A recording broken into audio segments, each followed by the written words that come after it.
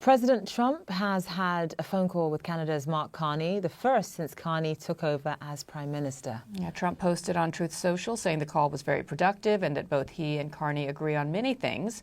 Trump went on to say that they will be meeting each other in person after Canada's upcoming election.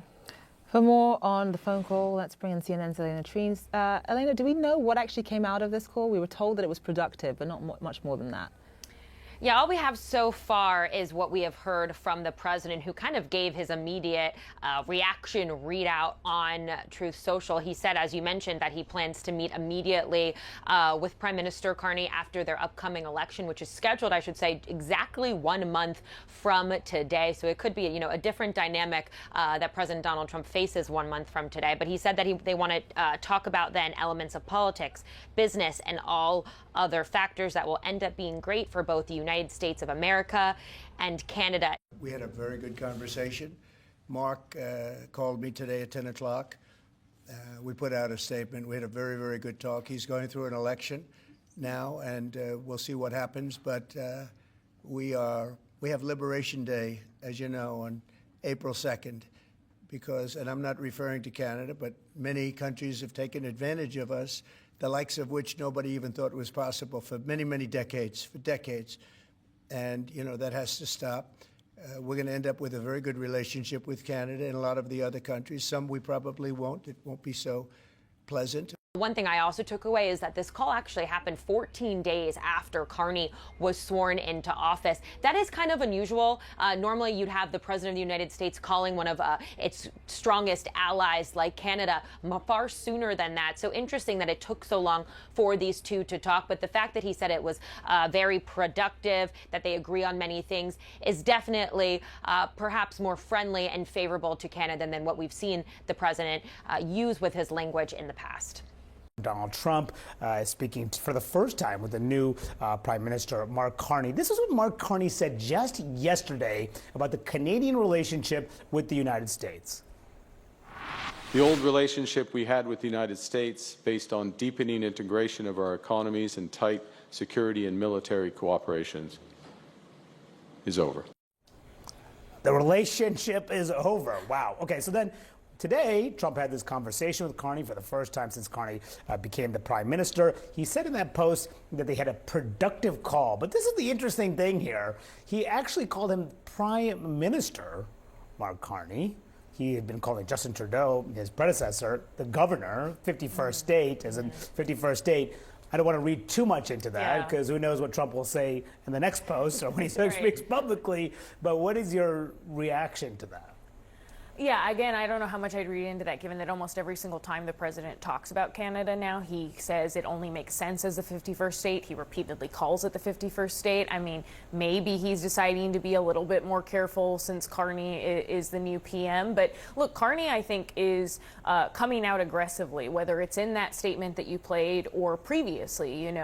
They've ran ads in Canada. They're running actually billboard ads, I believe, in the United States saying tariffs are a tax, trying to appeal to the American public. The Canadian government is saying, Americans, this is not a good thing to be doing, which is to be antagonizing an ally with tariffs and to just continually be antagonizing us also by calling us the 51st state. So I think you're seeing this new playbook from someone like Carney who is saying we're not going to take this line down. Which is different.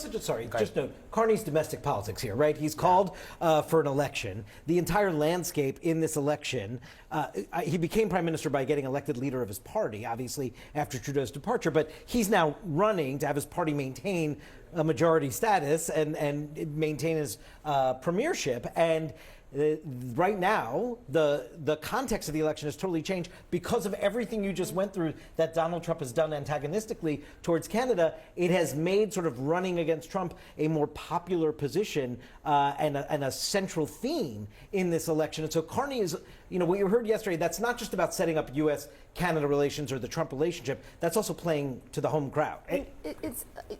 Republicans were for a while saying Trump is doing this for leverage. He's being unpredictable. But now you have someone who's not just at the table saying we're going to work for better sort of deal agreements. They're saying we're done with you. And that is not a position that Republicans want to be. And that's where you're also seeing them shift. they have been expressing more doubts. And privately, that's something that I hear a lot more, that they have concerns about what it will mean for certain constituents and businesses that they're starting to hear from. Joining us now for some analysis, the former Premier of Quebec, Jean Charest. He's also the former Deputy Prime Minister of Canada. Premier, thanks so much for joining us. First of all, do you agree with Prime Minister Carney that the long-standing, very old, distinguished U.S.-Canadian relationship is now over? We continue to hear the same messages coming out of the Trump administration, Wolf, and how could we not come to that conclusion? And sadly, because the relationship between both our countries has been historically exceptional. Both countries are lucky to be born and live in this neighborhood of the world, frankly. If you look around, from a trade perspective, it's been an exceptional relationship, but it's changed. And we have just come to the conclusion that it's changed forever. And now we're looking ahead. We want to continue to work. And by the way, the American people, our neighbors and friends, we love them very dearly. There's a difference between that and the political issues we have. So we want to work with our American neighbors. I think we have to look at a comprehensive trade and security agreement in the future. But Canada's going to have to rethink its economy and rethink how we operate in this new political environment with the United States. Yeah, it's a whole new world. For those of us who grew up along the Canadian border, I'm from Buffalo in Western New York, it's hard for me to believe that this is even going on, given the longstanding, very close friendship and alliance between the U.S. and Canada. President Trump and Prime Minister are speaking today. How much do you think this conversation will or will not improve the very bad moment in U.S.-Canada relations right now? Well, it's an opportunity to have a better understanding of what President Trump has in mind. I mean, this idea of just throwing out there a 25% tariff in the automotive industry. I mean, our whole industry has been integrated on the automotive side, Wolf, since 1965. And so there's a whole logic around how the industry is organized. And trying to change that would cost billions of dollars to redo the supply chains that are very effective for both sides of the border and effective for consumers. Now, Mark Carney is in the middle of, Prime Minister Carney is in the middle of a federal election campaign to be held on the 28th of April. He is seeking a mandate, and he'll be seeking a mandate to be able to negotiate with President Trump and our American neighbor, the new administration.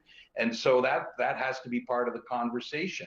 And if that's the case, it would sort of make sense for the American administration to hold back on making decisions that are going to be upsetting and creating some chaos in our supply chains until that election campaign happens.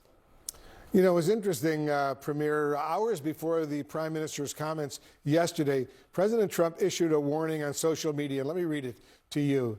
If the European Union works with Canada in order to do economic harm to the USA, large-scale tariffs, far larger than currently planned, will be placed on them, both in order to protect the best friend that each of those countries has ever had. How seriously are you taking this threat? Well, we take seriously what President Trump says. By the way, on a number of issues, we get it, Wolf.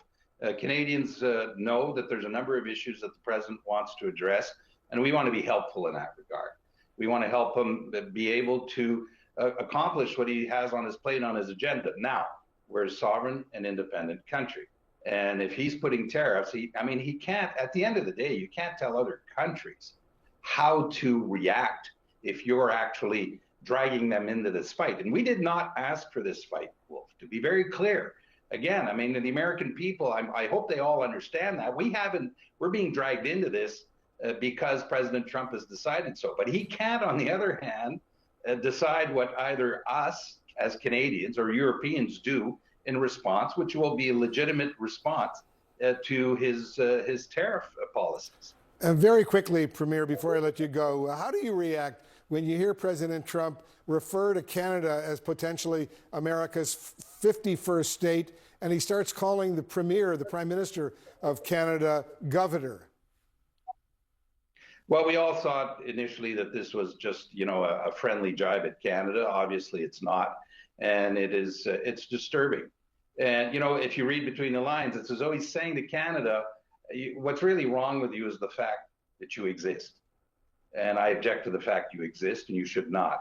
And think for a moment, if you were an American, of how disturbing such a statement would be, to say you don't exist as a country and then question the borders.